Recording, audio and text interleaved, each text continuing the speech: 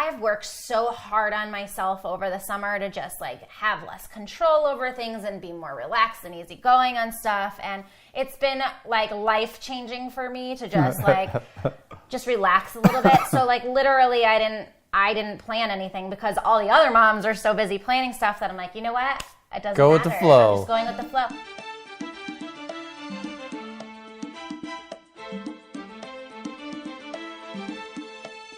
Hello, hello. I'm Sam. I'm Brandon. And this is the Middleton Methods podcast where you get to be a fly on our wall to gain tips, get practical insight, and laugh at our expense. Welcome, everybody. Welcome. We got excited to be back. We've had some interviews. We had slipped in some bonus interviews for you guys. We have, I'm just going to put it out there, some amazing, I was going to save it to the end, and I'm so excited I can't even save it. We have some amazing interviews we've already put out for you guys, but there are some more upcoming, amazing, ridiculously awesome people that just love us and have volunteered to come be on our podcast that we're really excited about. So you have to stay tuned for that. But we miss you guys. We wanted to come do a regular podcast this week and get back to normal a little bit. But we literally have, it's like 25 interviews between when we started them through the end of the year. Yeah, the calendar filled up quick. Yeah, and we're trying to decide right now. Just in case you've gotten tired of looking at us for a while, we got some new guests coming up. Hearing us talk, and you want to hear other successful people out there and how they do things, and now we have them coming on the show. So, but where was I going with that? I was saying something, and then you interrupted me, buddy. Sorry. That's okay. Anyway, this is it. I'm trying to figure out right now how to release these bonus interviews because obviously we don't want to just disappear and never do our regular format anymore. I'm thinking that we can Every other week, and I want to post like 2 a week, and then maybe do our regular podcast, and then 2 a week. One regular one. You can let us know in the comments. Or is 2 a week too much? I think so. Are you hearing from us too much? Do you not have 2 hours to listen to us? Will you fall behind and stop listening, or are you like, yes, give me more? Especially if they're bonus pieces and you're listening to other people. Do we swap on and off every other week? We really need help with this one. This one's important. So. Kick us off with the Middleton Madness. Oh my goodness.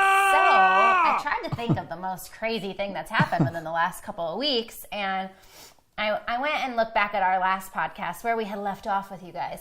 And our Middleton Madness was us going away without the babies for a weekend. I'll just remind you guys, Brandon and I had done a weekend staycation, and our friends met us, and we had this great time, and our awesome girlfriend came and watched the kids. Well, let's just say the new madness is going back to Orlando for another staycation without this guy. Yeah. And instead, I went with 4 other moms and 5 other children. So there were five moms and 7 kids total. That's a whole different type of madness, people. You're stronger than I. Yeah, so this all came up because it was Columbus Day weekend. And I was like, listen, the kids aren't going to have school on Monday. Which means we're not going to get anything done. Columbus Day? I don't know. Teachers crazy. Work a lot of days and a lot of hours. I mean, wouldn't you take the extra? I mean, we don't take the extra excuse to have the day off, but our kids do, so now we do too. Yeah. So basically, it's like we get nothing done unless one person takes on the kids and the other person gets to work, and then it's always like a little bit of a debate whose stuff is more important to get done. And do we swap on and off? But then we're not spending time together anyway. So it always comes down to, let's just take the day off and go enjoy the day as a family. So I brought it up to Brandon and said, let's just go back out to Orlando and go to Disney. Like, it's the end of the summer. It's cooling down again. It's like a good time of the year to go. He's behind on work, he says, and wants to stay home. Why don't you take the kids? And I was like, okay, because this is before you knew that there were other moms going, though. Yeah, this is so just be right. You alone. So this was just going to be me alone with the kids. And at first, that's a little bit of a daunting thought to go with 2 children overnight for a few days. Like it is craziness to be one parent with 2 children. When one's not acting right, it's hard. When they're both being angels, it's amazing. But then I just got my head right about it, and I was like, you know what? I love spending time with the kids. And if I get frustrated in the park, I'll just leave. I don't care if they scream the whole way out of the park. I'm very much like, you don't want to behave? Let's go. So I was like, I could always take them back to their room for a nap. We can go do the pool for a little while. We could do parks. Like, I'm going to be good. So I told Brandon, all right, I'm going to go. Come to find out through like a group text or whatever, one of my really good friends is going with her. She's like part of a mom group. So like the moms are going with the kids, 1 day difference from me, tail end to tail end, and said, why don't you just come with us? And I'm like, oh, I don't know, because they're not coming back till Tuesday, and the kids would be back at school. Da, da, da. So how did you survive? So at the end of the day, I decide, you know what? And this is out of my comfort zone. This is why I'm telling the story a little longer. I know you're trying to get me to move on, but I'm just saying. It's a little bit out of my comfort zone to not just be just me and the kids if I'm going to go do it, but to be with a whole bunch of other moms in one room. Like we had a 4-bedroom suite hotel room with all these other kids too. And I'm thinking like, somebody's always going to be throwing a tantrum, and you know, like this is going to be like pure madness. It was crazy, but like a really good crazy. So it's really cool. Everybody just jumps in where they need to jump in when they need to jump in, and with 5 mama bears, I would think everyone's like taken care of. I think 6 months ago, even, I probably wouldn't have liked it as much, but I've worked so hard on myself over the summer to just like have less control over things and be more relaxed and easygoing on stuff. And it's been like life-changing for me to just like, just relax a little bit. So like literally I didn't plan anything because all the other moms are so busy planning stuff that I'm like, you know what? It doesn't go matter. With the flow. I'm just going with the flow. I got to the hotel room and they're like, we gave you one of the master bedroom suites. And I'm like, sweet. And I walked in and there's one bed for 3 of us. And I was like, how am I going to handle sleeping in a bed with 2 kids? But it actually worked out really great. We had a big bed, and Peyton likes to sleep at my feet like a dog for some reason. And Max just like, you know, likes his own little space, but he doesn't move a lot at night. Mm-hmm. So we worked out very well. And then all the moms just jump in where they need to. The kids were good most of the time. Max had another boy there. So they were really excited because usually that little boy is the only boy. So he had Max and they got along great. And we just did a whole bunch of stuff, and it was just a lot of crazy fun. But It was definitely my Middleton Madness. Definitely madness. I missed out, but that would have been weird. Yes. One dad and 5 moms. Only. Yeah. You were not invited to go there. You were invited to go with me. I'm glad I got some work done. If you wanted to go do Disney, you should have taken me up on my original offer, and we would have like just met up with them and said hi. But there were no men there except the little boys. So to be men one day. So that was the madness, and it was fun. I'm trying to think of like the craziest moment off the top of my head, but I think it might just be the day we went to Epcot. But we went like at the end of the day because we did like a normal day and went to the outlet mall for a little while, which was amazing. One of the girls had a babysitter there. We put the kids down for a nap and actually went shopping for a little bit. Like there was 1 or 2 of the 7 kids were with us. That was it. It was so awesome. My kids slept, so I got a break. And then when they got up, we went over to Epcot. Well, we're talking the end of the day, and that's the time of the day where the kids start to get cranky, tired, wild.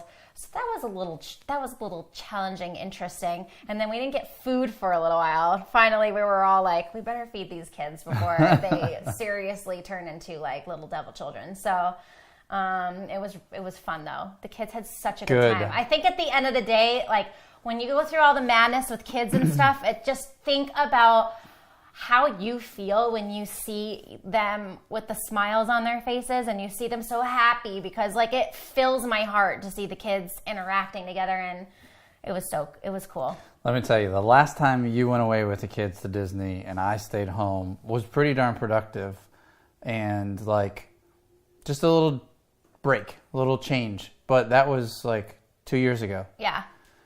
There's been so much of our Middleton Madness and like a totally different pace of life with the kids now that I've been in for 2 more years, that this time when you left, it was It was I know. You were like a sad little puppy dog this time. It was terrible. That's so cute. It was way too quiet here. Way too quiet. He's like, you've been gone too long. I'm like, it's 2 days. The days went on longer. And you didn't hear from me because I was so busy with seven kids that imagine. I didn't even text Brandon barely while I was gone. I missed you though. Yeah, it wasn't crazy. It was just like, it's weird. It's so weird now. Yeah. Well, I'll take you over Sister Wives any day. Yeah. I did have a great time and, had a good time with the girls and stuff. It was fun and I would totally do it again. But it was a different kind of madness. And I did appreciate that you missed me. That made me feel really good. And the kids, obviously. Yeah. But I know you were like, just come home and bring the craziness back. And then we got home and there was craziness and you're like, let me rethink that. No, I'm just kidding. All right, let's move on. We have a really cool topic to talk to you guys about today. I found this article on CNBC.com. Brandon really wanted to talk about just creating better habits. Yeah, I've been studying Brendon Burchard's new book on habits. Yeah. What is it? High Performance Habits. It's a great book. But yeah, it's like people think that like when you're successful, like you just come from a different breed sometimes. Some people think like people that are financially successful or successful in any other way, like they're just different. They're born different or they have whatever. But it's really not true. They just do things differently, right? We all have the same amount of time. So what are those things that we do differently, that those habits or those rituals or whatever you want to call them, that you guys can take with you and learn from and go from there? So we found the article on CNBC is like dead on. If we had to make our own list, these things would be on there. So we're just going to go right off that today and share these with you. And I have a really fun marriage minute today. So I'm going to try to keep this one moving along, our main topic. So we have extra marriage time? Sounds good. Time. All right. So reading. Sorry. Number one. I'm nervous. He thinks I only do my song thing when I'm nervous. But no, you're fine. I don't know why I do that. I can't even carry a tune, but I guess it's just fun. All right. Reading. A whopping 88% of rich people in Corley's research say they devote, this is the guy that they interviewed for these things, 30 minutes or more each day to education or self-improvement through reading. Most do not read books for entertainment. They prefer biographies, history, or self-help books. #truth. Yeah. You have read I was about to say shit ton, and then I just said it. More books than me, hands down. And I can't stand fiction. So here's the thing. I actually really get into books, but it has to be my idea. You're like, read this book. It's so good. And if it's not my idea to read it, I'm just like, no. And you and I are so opposite-minded that I like different. A little defiant. I like extra. I am. I always have been rebellious. Are you kidding? Rebel. You did know me at my tail end of my teenage years. You know how rebellious I can be. So, but you know what? You and I have different styles and characteristics about ourselves. So it doesn't surprise me that you pick up a book and find it really interesting, and I pick up a book and find it like very boring. Versus I'll pick up a book that I really like. I like simple reads and quick reads, and like I guess I don't want to say dumb books. They're good stuff, but I think you like more of like the science and systems behind things, and I like more entertainment. So if a book is going to make me laugh, I'll read it. So anything personal development but makes me chuckle, I'll keep reading those books. Yeah, personal development, relationship stuff, or very kid stuff. Yeah, or yes, I love kids books. Not kids books, but kid books for like kids. Parenting books. Yeah. I love reading those board books for 3-year-olds, and. Oh my gosh. You just have a mental picture of I really like really empowering books. So like The Resolution for Women, I just shared that on our Instagram recently, and I'm into that book. Like those are one of those convicting. Yes, it's like you read it or I read it and I'm like, yes, I want to change the world. And I tell you, it is so good. So I love books like that. Like things that really make me want to change myself. Are you consistent with that 30 minutes a day? No.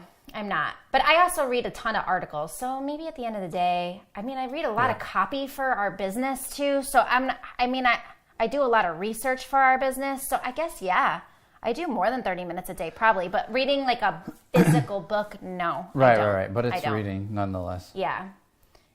All right, let's go on. Exercise. Number 2. Working out regularly clears your head and makes you feel more motivated, studies show. You sound so excited about that. Well, because I've just been getting myself back into the habit of working out, and the beginning of creating that habit. Like we've been working out, but not the way we should be. You know what's funny? A while. You know what's funny though? I think we're so hard on ourselves. That's just how it is. We are. This is 30 minutes a day. Yeah. So there's seasons, like we talk about with everything, right? There are seasons, and sometimes we get out of a season, exercise or eating right, are the easiest ones. However, I just went and looked back at my app that I track all my workouts in, and like I can zoom out for the whole year. And when you add it up, I like to think like we're consistently inconsistent. Like we have seasons where we're inconsistent, right? Oh my God. If you add up the whole year, 365 days, and if you work out 3 days a week or 5 days a week, that's however many days. I bet you we are, if you average it out, we just have those seasons, like certain part of the summer, certain part around the holidays. Yeah. And like there are longer stretches where we just kind of don't take it as seriously. We took like a 5-month summer this year.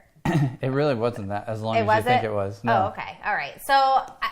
But exercise is important. It keeps you moving. Yes. Blood, extra oxygen to your brain. We all know this. And how many people are doing it? I've been kickstarting my butt. 76% of the rich carve out 30 minutes or more for aerobic exercise like jogging, biking, or walking every day. And I would say that's true.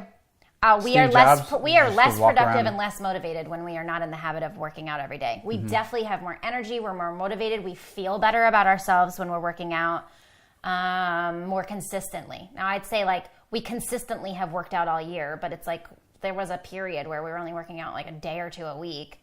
And that, to me, that's just not enough. Like I need to. But it doesn't last very long before we're like, okay, got back on it. That's like it doesn't last a year. That's true. I may still eat like crap for an extra 3 months before I'm like, okay, I really need to change those habits too. But yeah, I do like to keep busy and move.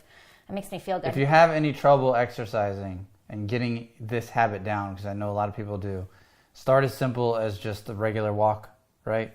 Like that's how we started. Just to walk. Oh, it's so good when we get to do that together. I don't like to think about working out. So use like Beachbody or some what do they say? Just press play. Yeah. Like just whether it's DVD or now everything's on an app. You can just follow a program and just 30 minutes a day, 45 minutes a day. Quick, more 30 seconds, and then we'll move on. Because I know we're like trying to do this, like maybe talk back and forth once and then move on. So we're not going back and forth on one topic all day long thing. But I need 30 more seconds. Wow. Okay. I know that was a lot. I have a lot of energy today because I've been working out again. See how it works?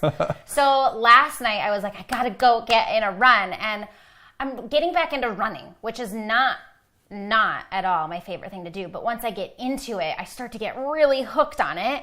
So I had Brandon make sure that the TV was working in the gym so I could go watch a show that I like to watch in there. And that worked last night because after like 12 minutes, I was like, all right, I'm already over a mile and a half or whatever. Let me just go do weights. And then I was like, no, I said I would do it. And so I watched Jeopardy and Wheel of Fortune while I was running, and they don't like to watch those shows, and I love it. The kids are on the iPad anyway, so I told Brandon, I'm like, I'm getting on the treadmill, and I went, and it was great. And he had some time. I don't know what you did, but you had some alone time, me time. It is impossible not to feel better. I know. When you have your heart pumping and blood moving. All right, number 3, since Brandon likes to announce them. Building positive relationships. I thought this one was really cool because you don't necessarily hear it enough. Right, but it's everything. Relationship equity. You are only as successful as those you frequently associate with. We did that whole the C's of your inner circle a few podcasts ago. So go check that out if you haven't yet. It's an amazing podcast about the people that should be in your inner circle. If you don't have highly motivated people in your personal network yet, fear not. Self-made millionaires volunteer, which is a great way to meet other positive, motivated individuals. You could also join groups for people who share your same career or personal interests. Then develop the relationship by keeping in touch. That was the key that we were missing for a really long time. Following up. We were really great at meeting people and making the connection, and then we were like, go home, and we would be like hermits, and we would be terrible at following up. That is one thing we've worked for on the past. Now it's habit. It's a very good habit of ours, but like 2 years ago. We also moved to an area where we knew we had more of a network locally, because it's one thing to say, oh, we should get together, but you live across the country. Yeah. You're only going to get together for events and stuff, but locally, our community, we have birthday parties and barbecues and so many more opportunities to get together than if we stayed in Connecticut. And we just kind of invite everybody at those big social things. But then on the flip side, I just want to throw out there, because this is something that I struggled with for a little while, that I was able to like overcome. But when you meet people and you want to be not in a relationship with them, but have a good relationship with them, and become friends with them, you may realize that maybe you guys aren't meant to be that close or something like that, or your lifestyles are just different, or maybe you don't really agree on things, but at first it was really great. That's okay. People are different, and other people are going to be attracted to other people. Some people are in your life for reasons. Season, and a lifetime. Oh. It's a reason, a season, or a lifetime. Yeah. But yeah, and I noticed that a lot. Like I had a few relationships like that over the summer that I met people, thought they were really great. They weren't really my cup of tea. But at the same time, I was able to build closer relationships with some people, and I'm really supportive and happy for the other people still. It's not like I'm like, ew, I don't like them or something. Like, I'm trying to think of the right word, but just like, don't be judgy that other people may not be as the same kind of positive you are, right? If they're in their world and they have somebody that's connecting with them, and you're in your world and you have somebody that's connecting with you, that's making them be a more positive person all in itself. So it was just a little sidebar, but something I went through that I wanted to share. And the easiest thing when it comes to relationships, I believe you get as much as you give, basically. Like, if you're like, man, I have these relationships, but they're, I don't know, not as transparent, not as open, not as trusting, not as giving. Well, I would take a look at yourself and what you're doing, because you may not be, like they say, if you want more of something, you go give more of that something. So like, that's are you so being true. Open? Are you being transparent? Are you loving on people? Are you staying, are you inviting them to stuff? Maybe you're not getting invited to stuff because you don't invite them to stuff a lot. And it's not like anyone's necessarily taking like a tally or anything, but like, be aware of how you're investing in the relationship and what you're giving to it, because that's how you can get more of that in return. That's a really good point, and it made me just think like of the people that I've been really close with over the last year, 2 years, and even longer. I do recognize that there's a pattern. People that I maybe initially connect with super well will have a lot in common, and it's like, wow, I just love this person. They're so much like me. But long term, I'm not really close to people like that. Long term, I like-minded people. They have similar goals and stuff. But I actually realize, like you and Erica and Jen and Kristen, some other people that are really close in my life, like they possess qualities that and you are one of them, that I admire or that I want to be more like. Now that you had said that, it just sparked that in my brain. Well, and I think the reason we're all attracted to that, is because the people who aren't like us challenge us to grow. Yeah, and it's relationships inspiring. that are growing are obviously better. Yeah. Well, 4, pursuing goals. Most self-made millionaires don't end up rich accidentally. They make plans. 80% of the wealthy are obsessed with pursuing goals. This guy writes, Corley. They refer to both daily and long-term goals regularly. That is very, very true. We talk about goal planning a lot on the podcast and the importance of having a plan and setting goals and having targets to focus on, because how do you know where you're going if you don't set targets? Yeah. I think it's that simply put, right? We've talked about this many times before. This is not new news. Just remember that it's, what does Les Brown say? He says, most people don't, the problem is it's not that people aim too high and miss, it's that they aim too low and hit. Yes. And I think when it comes to pursuing goals, one of the patterns that I've seen is we're aiming for what most people would say are like crazy goals, or that's too big, or you couldn't do that, or, you know, like, why not just be happy with average, or, you know, whatever. And the reason we don't is because we want to aim for more, even if we don't get here. If we're still, like, we have responsibility, not just to ourselves, but to our family, to our community. So having those bigger goals, and like you said, having a target to aim for is huge. We miss our targets all the time. Oh yeah. We miss our targets all the time. Fail constantly. Before we go into that, do you have any tips for helping people with those goals? Like to pursue them? Yeah, like what have we done to... We meet and talk consistently. Regularly, constantly talking, communicating with each other. It's really important that we do those goal settings together as a husband and wife. And sometimes we do have goals that are not, like, I have goals that aren't Brandon's goals and vice versa. But we do know each other's goals as well, so we know how to support each other. We write them down. We whiteboard out our stuff all the time. Gotta write them down. Yeah, right. However you put them, put them in your phone. Where do you keep your notes? I'm notorious for popping open something in my Gmail, like I'm composing a new email, and it's like I have all these drafts of my thoughts and notes.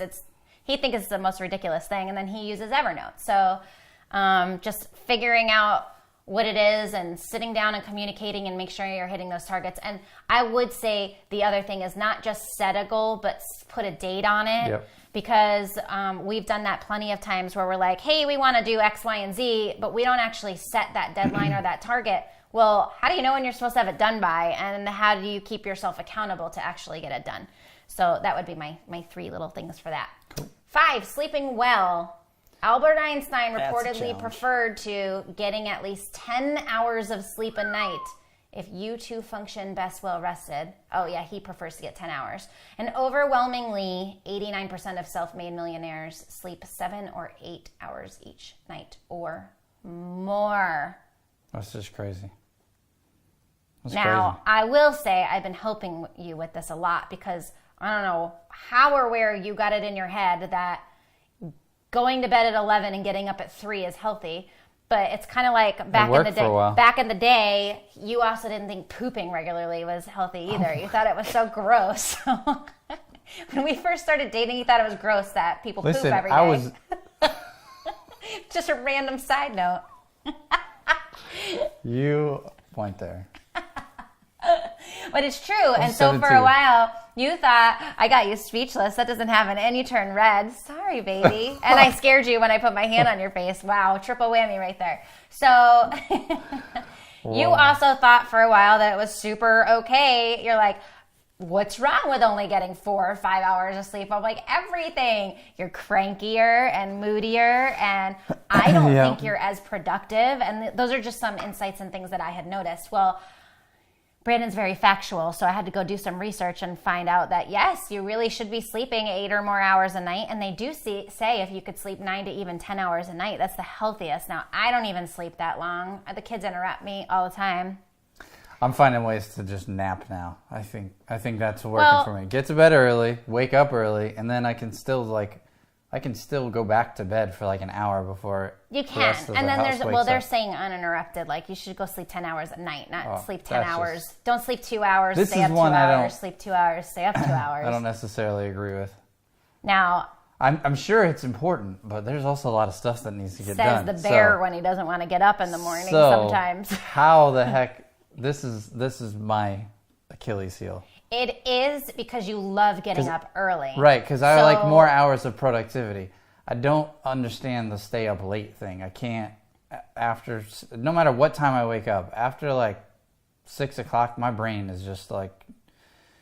So that's the difference. Useless. If you're going to get up at 4 in the morning, make sure you're in bed by 8, right? 10, 11, 12, 1, 2, 3, 4. That gives you 8 hours of sleep. I mean, it's crazy. It just sounds 8 crazy. PM. So the other thing is like maybe you work a really long day one day, but then like make up for it that night and sleep. You know what I mean? If you get up really early 3 nights or 4 nights a week, make sure you don't do that on the other off nights to try to offset it a little bit. All this talk of sleep is making me yawn. That's so funny. I don't think you got a lot of sleep last night. That's probably why.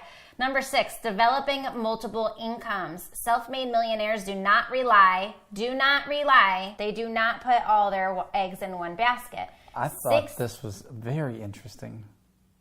You did?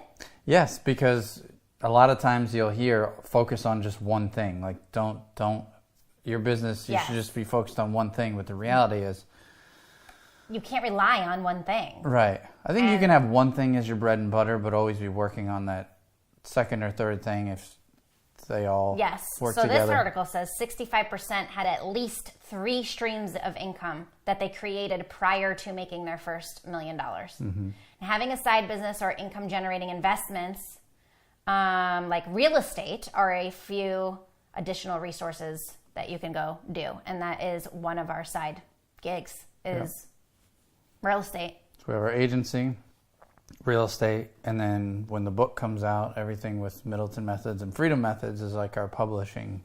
Yep.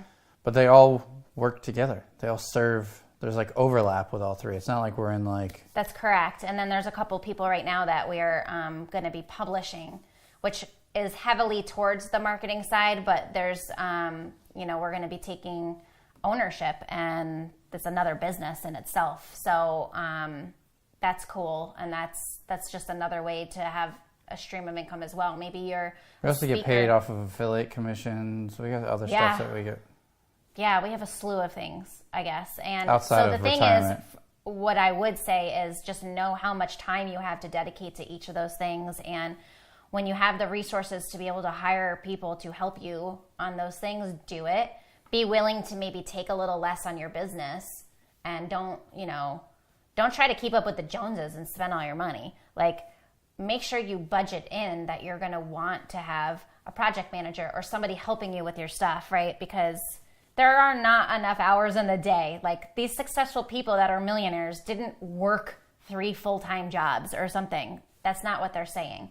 So just be smart about it. But yeah, I've never believed, since we had a really bad experience in only having one client in our business, basically it was like a job, and we were lying to ourselves, telling us that we ran our own business, and that one person paid us very well and then just called us up one day and they were like, yeah, I have to pay you like half of what I'm paying you right now. And we're like, whoa, that is like completely not gonna be okay. And so we said, okay, I guess if you're gonna pay for half, you're only gonna get one of us. You're not gonna get both of us anymore. And then shortly thereafter, they came back and had it, like, their business was just failing. We were relying totally on that one income stream. And from that moment on, we've never had one stream of income. Mm-hmm. We have had plenty of clients come try to bribe us or into being a full-time employee for them. And we always tell them no. It is just absolutely unemployable. A deal breaker. Yeah, it's a deal breaker. So anyway, 7, avoid wastes of time.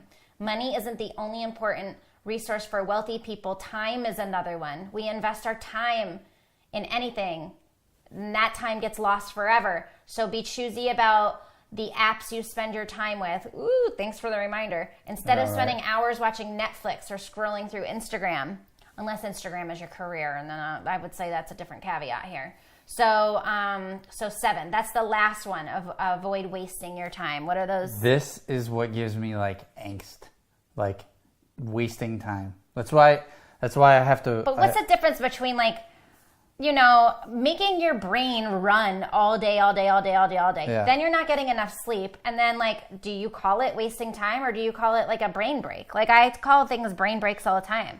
Like watching Wheel of Fortune or Jeopardy or something, like, is really not Yeah, that intelligent to sit down and guess the puzzle, and spin the wheel. And but for me, it's like a brain break.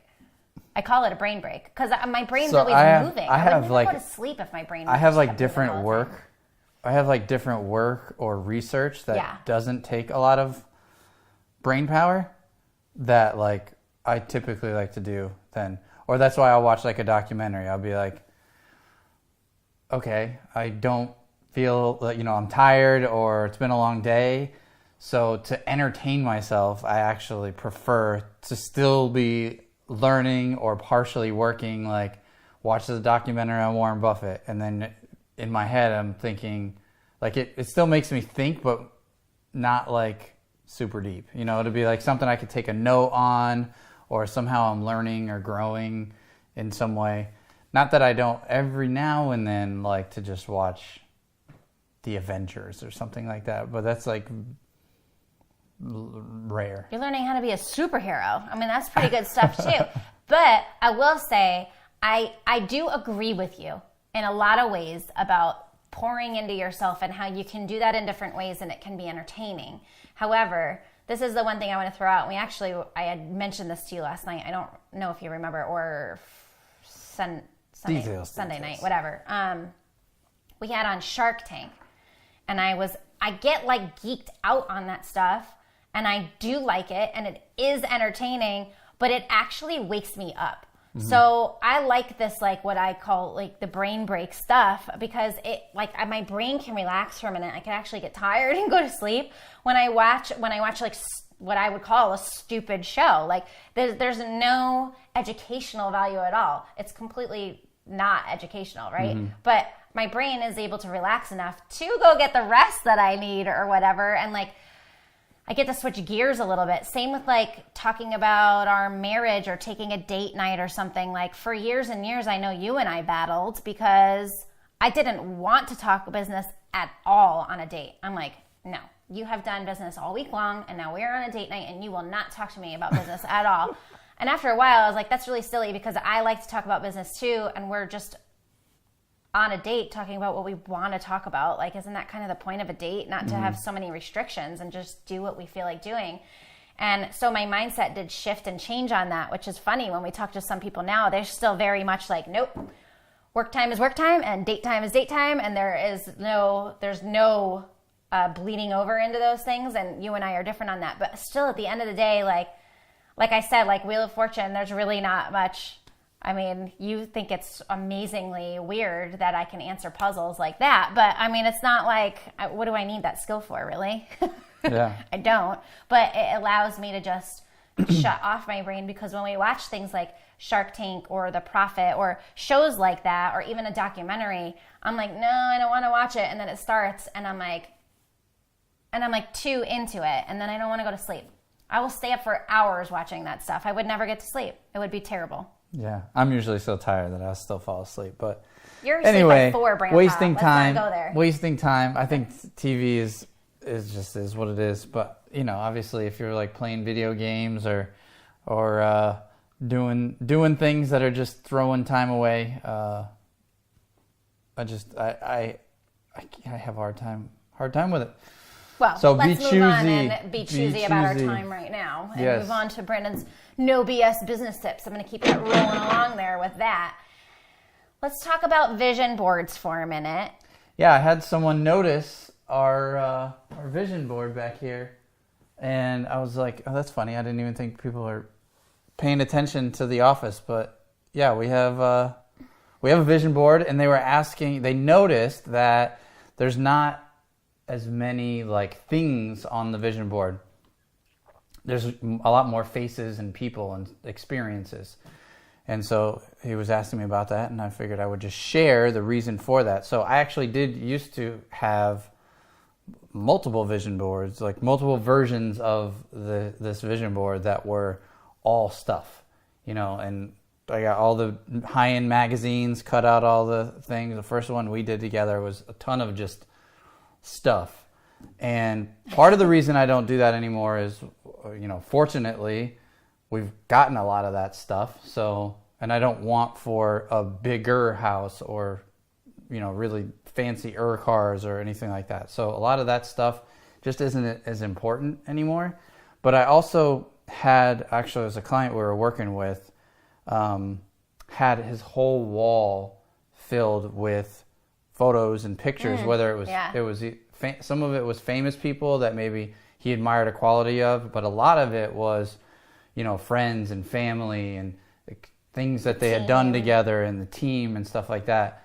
And I realized that there's more of a connection to why you're doing something, like it's not to have money, it's to be able to, like we have share this with the people you want to be family around. And stuff. So yeah, that's why I have mostly pictures on there. I have, for example, when I flew Sam's girlfriends in from out of state, rented a yacht, went out in Tampa for the day, had a blast. Well, some people might think, well, you already did that. Why is it on the board? Well, one, it is a nice reminder of like, this is why we do what we do, so we can have these experiences. But two, it's also a reminder like, dang, that was a lot of fun. It was also pretty expensive. I want to do that again. So and keep I'm okay grinding. with doing it again. Right. So keep grinding. Right. Yeah, and I like looking at things like that too, because it reminds me just of the memory period, and it makes me feel good. So wanting to make more of those is inspiring. I would say my very first vision board had a lot of stuff on it too. I remember when we were like going around and finding things, and it's funny, like I found this beautiful house in a magazine one time and was like, oh, we have got to live in a house like this one day. Remember that house? It was and ended up being somebody around here. Somebody around here's house. So we found out that it actually belonged to somebody like in the little speaking circuit in Tampa, and he had it up for sale. We knew a friend that was a realtor that I think had even listed the house and said, oh, I can get you in if you just want to go look around. And we're like, yes. And I went there so pumped to see like my dream house. And I walked in and I'm like, this is not that deep. This isn't really. Okay. Well, thanks for bringing me here. And I left thinking like, oh, that wasn't as exciting as I thought it would be, but definitely having those experiences is a little bit different. So we want to do this. We want to challenge you, because I have a definition of the vision board, and then I want to challenge you for something. So a vision board is a tool used to help clarify, concentrate, and maintain focus on a specific life goal. Literally, a vision board is any sort of board which you display images that represent whatever you want to be, do, or have in your life. So everybody's vision board is going to be different. We're not saying don't put Lambos all over it and yachts. Like, I got a Ferrari up there. If that's what you want, then by all means, put that on there. This is your vision and what you think is important. But yeah, and know that it will change over time. Yeah, it's weird. Like I had a picture of an engagement ring on the board, and I got it, and I was like, yes, I got everything on my vision board. And then I'm like, what's next? And I really like how Brandon wanted to transition this more about just seeing what we have and what we love about our life, so we can just continue to focus on that and have more of it. So whatever it is for you, we want to challenge you this week to go create a vision board if you don't have one already. And it does not need to be, huge like ours is gigantic. I mean, you can just make a little tiny one. Just force yourself to go do it this week. Just put a few things on there. Just start it. Put 2 pictures on it, whatever. Really sit down and think about, what do you really want? Is it a new car? Or do you have your eye on this nice Beamer that you've been wanting for a while? Why? Yeah. And then who? I wasn't being an owl. I'm serious. Like who? Like who are you? Who are you doing this for? Yeah, well, for yourself probably, and then there might be other people. I have my mom up there. My grandfather is not with us anymore. I have my little brother up there. Obviously, the kids and you. Yeah. Our friends. Yeah. Friends we still want to do more with and do more for. And then here's the other half of the challenge. If you already have one, go update it. And you can have a separate one from your spouse if you're married, but I do challenge you to go do one together. And here's the thing. We're probably going to do a little updating this week during our challenge. Brandon originally just got a whole bunch of pictures he loved and threw them up there, and he filled the space, so we just never did anything past that. But he wanted this to be our vision board. And I did tell him, like, sometimes I go look at pictures that aren't good memories for me or whatever. they mean something to him and they mean something different to me. So I think we're going to make a few changes on there this week ourselves. Well, we'll not think. We will, because the challenge is to create or update the vision board. We'll update you next week. We will update you next week on that, but we want to do something fun and a little different and just put that out there for you guys. A couple of tips. If you do want a big old corkboard like this, you can get it on Amazon. I don't have the exact dimensions right now, but you can get it on Amazon. Number two. It's like a 5 foot by 3 foot or yeah, something. I think you're right. Number two is, I don't know about you, we have this printer for the real estate business, which is all toner. So printing pictures or getting even magazines this day that actually have really good pictures, it's not actually that easy. Everything's online. Yeah. And then printing like photo paper from your computer is kind of a pain in the butt. Trust me, I know. And if this isn't easy, you won't do it. Like if it has to be this big craft thing, you're probably not going to do it, or certainly not keep it updated. So if you have an iPhone, which most people do, there's the little heart on pictures. Like you can just favorite a picture. So this is what I do. Anytime I'm looking at our pictures, and sometimes I'll just go back in memories, or we just did something really cool this week with the kids. Less than 50% have an iPhone, just for the record. Sorry, go ahead. Well, the ones listening to this too. So I just hit the little heart, and it's just one album of all these favorited pictures. It's the easiest for me. And then go to Walmart.com, and Walmart will let you upload them and print them whatever size you want and send them right to your house. Yeah, they'll ship them to you. And you get them within like a day or two. Yeah, Walmart's dealing with the printer now. And ink and... Walmart sees Amazon coming, and they are picking up their game because they even do not going to go Walmart with like a thumb drive and stuff. It's just all too... It's a pain in the butt. Yeah. Just go to Walmart.com, upload ship your it pictures, to your house, send it to your house. Get Simple. some safe push pins off Amazon, and get the job done. All right.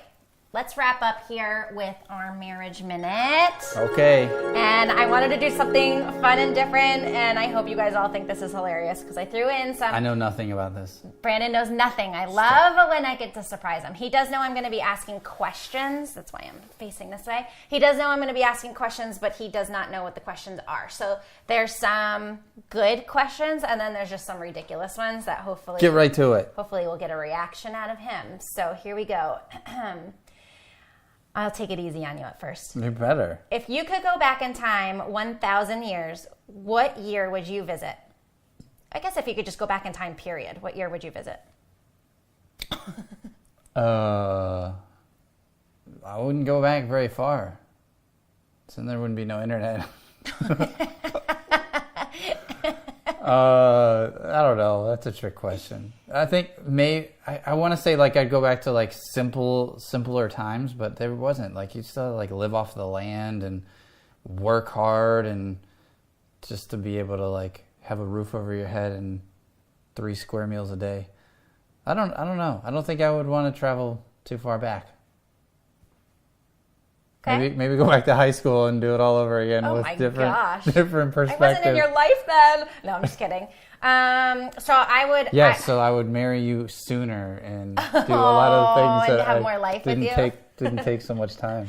If we could go do it all again, how much faster can we get things done? Yeah. I would go back probably to like the 70s because I think I have this little inner hippie in me.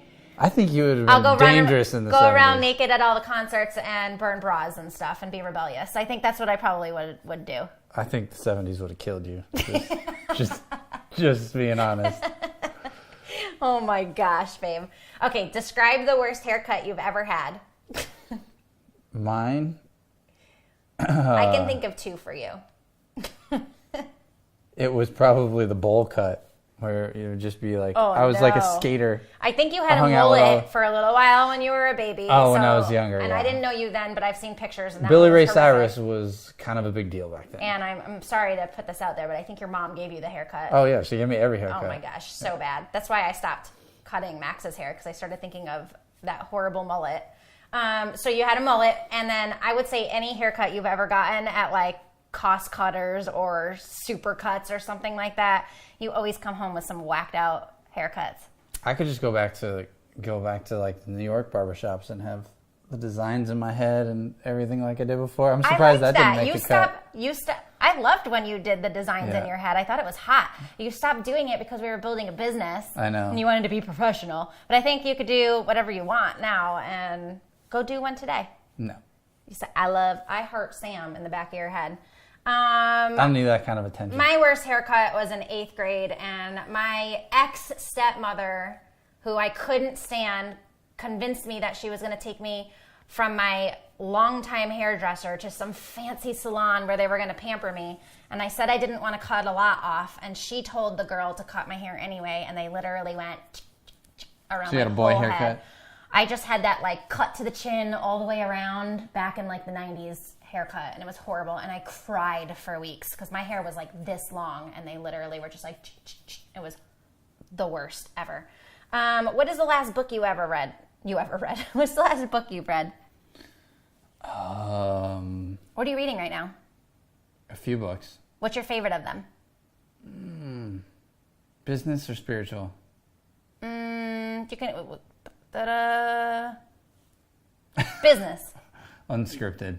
Oh yeah, you just talked about that recently. And I'm reading the Day to Day Love Dare, the Year of Devotions, and I'm reading the Resolution for Women still because I take forever to read a book. But the Day to Day obviously is a year, so I'll be reading that for the next half a year still. We've almost done that for 6 months. Can you believe that? That's awesome. Would you let me slap you Gotta for count $100? No, because it'd be our $100. I wouldn't let You you would slap me for immediately get half- $100 either. Half of it. Maybe my butt, but not my face. Wow. What is the weirdest scar you have, and how did you get it? The weirdest? Yeah. This one probably that makes me look like I tried to commit suicide, which I didn't. But whenever I want to mess with terrible. somebody, I say that. Or I used to. I don't know. You used to say that? That's horrible. Well, because some people would be bold enough to be like, "Oh gosh, what happened there?" And it's just this vertical. That is like I'm moving on. Terrible That's the worst scar. thing ever. So mine was a little bike accident where I was riding bikes with somebody in the my neighborhood. McDonald's scar has definitely got that beat. You think so? The fry basket. Okay, the fry basket from McDonald's, and it literally left it looks like a fishtail slapped on my arm. I guess it is the weirdest scar I've ever had. Well, and it was painful. I broke my arm. Just to finish that story. Yeah, he did not try to commit suicide. He just broke his arm like a weirdo. All right, describe your perfect sandwich. Perfect sandwich. I don't have a perfect sandwich. You know what? I love sandwiches. Steak and cheese from Paisans with the Mosey grinder. With ham and mustard. Mosey? Yeah. The Mosey grinder. That's what it is. It wasn't Mosey. What was I it? forget his name. Wolfie. Wolfie grinder. Yeah. The Wolfie Inside grinder. joke. I know, but still, he liked it a certain way, and then Brandon loved it. I almost called you Max. Mine's like probably anything from Publix. I love Publix grinders. That's the supermarket here. What bad habit do you have that you know you need to break, but don't really want to? Bad habit. My nails. Yes, I was hoping he would say that. I don't have any bad I habits. don't know so why. move on. I used to be able to grow my nails out, but now it's like a tick. I just always like. Oh, it's the most annoying thing ever. I can't stand having any kind of length on my nails. I know, but it makes this noise, and it like rips through the air. And I could be doing anything. I'm like trying to listen to you have a I know it's conversation bad with me, because and I just hear I see this. Max start to do it now, and I'm Oh like, no! yeah, Oh, I'm I like, know. oh, I gotta stop. Yeah, right. Oh my gosh. Okay, so not including when you were a baby. Have you ever pooped in your pants? No, I have not. I haven't either, but I've heard stories from friends that have, and it's so horrible. I hope I never poop my pants. It's terrible. You are ridiculous. No turtling. How would you describe yourself in 3 words? I love putting you in 3 the spot. Your words? reactions. Yeah, 3 words. I don't know. I think How would you'll you have to describe me. me in 3 words? Pretty, selfless, and crazy. Oh my gosh. Crazy in a fun, spontaneous, non-structured way that I am. Mm-hmm. Way to recover on that one. All right. Would you go streaking across a football field during a game for $1 million knowing there's a 50-50 chance you'll get arrested for indecent exposure? I don't like those odds. Absolutely, I would. It's $1 million. You got a 50-50 chance of not getting it, though. No, they said I would get arrested. They didn't say I wouldn't get the money. Oh. Maybe we need to get specific about that. Go get fingerprinted, and they just give me a little slap on the wrist and say, please don't run around the field naked again. Didn't say I was going to go to jail or anything. I would do it. There might be a fine. They might be like, here's I your bet it's not $1 million. And here's your $500,000 fine. I'd be $500,000 richer for running around naked, which is something I do all the time around the house anyway. Okay, what is your guilty pleasure? These are weird questions. Guilty pleasure. What is a guilty pleasure? I feel like it should be food or something. It probably. Yeah, it's like something you do that you just like to do a little too much. Like be on your phone or something like that. I'd say mine is you. Oh, I just got a toothache. That was so sweet. All right. We got three more. We'll go through these quick. So that we don't bore everybody, but I think these are entertaining. If you were in the circus, what kind of performer would you be? I love doing this stuff to you. I think we could do the flying trapeze together. A magician. Yeah. That's a very tame, safe circus performer. Yep. For sure. Me, I'm like, I want to be up on the trapeze, flipping and soaring through the sky. That would be so fun. Or a lion tamer, but I wouldn't want to be a lion tamer. In those cute little outfits and doing the little things. I think that would be fun. Okay. I would not be a tightrope walker. That sounds scary. And I would not play with the tigers. If you were president for a day, what one thing would you change about the country? Taxes. Yep, me too. That's exactly what I was going to say. Stop taking so much money. No, entitlements. Stop spending so much that you have to. I can't answer these. I can't. I know. I guess that gets a little political. Yeah. And wow. All right. What is your? This one's weird, and the way we're going to just wrap this up here. What's your favorite smell? And I know mine. This is why I put it last, because it's just really weird, and you're going to just think I'm weird. There's that body spray that you tend to like to wear before bed. That's probably one of my favorite. Works every time. Sprays, yeah. Yours. That's a good smell. Mine is your armpits, because you use that deodorant. And You're weird. I love the smell of his armpits with this one deodorant on, and I mean, I like literally could smell his armpits for days. Unscented gel. And I don't think that will work on everybody's armpits, so I don't even share it, because it's like, what's the point? It's going to smell different on some other person. But literally, like, it's not supposed to have. When we were like way younger and first started dating and stuff, and like we're getting serious, I was like, if he ever like died, I don't know how I'm going to preserve his arm with that armpit smell. It was bad. So weird. It was weird. It was weird, but I love that smell. Are you wearing any today? Let me get a little whiff. Just kidding. All right. Take us out of here before I say something just ridiculous. No, people, I'm not drunk. I just want to put that out there. Why don't you take us out? Oh, my gosh. All right. Well, you like putting me on the spot. Here you go. Well, you always wrap this up. Remind people that they Thank you guys for being here today. We always appreciate the love, and we've been getting such great feedback and even ways that we can improve on the podcast. Things that we could do to make it better, like bring in interviews. So we've been doing these things and making these changes for you. So thank you so much for being here. We love coming and talking to you guys every week. Make sure to check us out. We have MiddletonMethods.com. We're up on iTunes every week. You can come check us out at Middleton Methods on Facebook. Come be friends with us on our own personal pages too. We do post things on there as well. Most of it we take over from Middleton Methods, but we do post some personal stuff on there as well. And then of course, like my favorite lately has been Instagram. Totally never thought I would get into IG. I was like, man, whatever. Love it. Where Brandon and Sam is our little Instagram channel. We post IG stories on there every day. We have really great posts that we put on there, pictures of our personal life, just stuff we do not put on Facebook. It's completely different content. So Go check us out on there as well. And that's it, guys. Stay tuned. We have such great interviews coming. I'm so excited about the people that are in our lives. Such good people. And they're going to come and share the value and experience and knowledge and success that they've had in marriage, in business, in being an entrepreneur, in parenting, like a whole slew of topics. We have Jarek Robbins is coming on the show soon. Our friend Chris is coming on to talk about Bitcoin. We have CJ Quinney, the president of Eric Thomas and Associates, is coming on to interview with us soon. We have our friends Bridget and Franklin, who had the $250,000 divorce that never happened. We're going to be interviewing them cool story. soon. Yes. Melina Montelago, she was on Flip This House years ago with her husband and his brother and his wife, and they used to flip houses on that show on, what network was that on?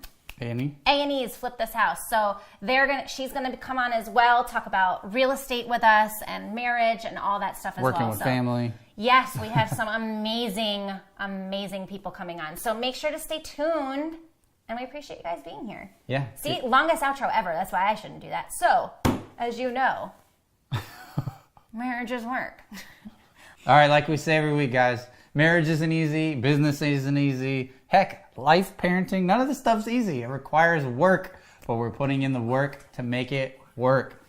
So we hope you gained some things, got some writer-downers from this week. Take what you want. What you don't want, don't take. And next time you see Brandon, smell his armpits.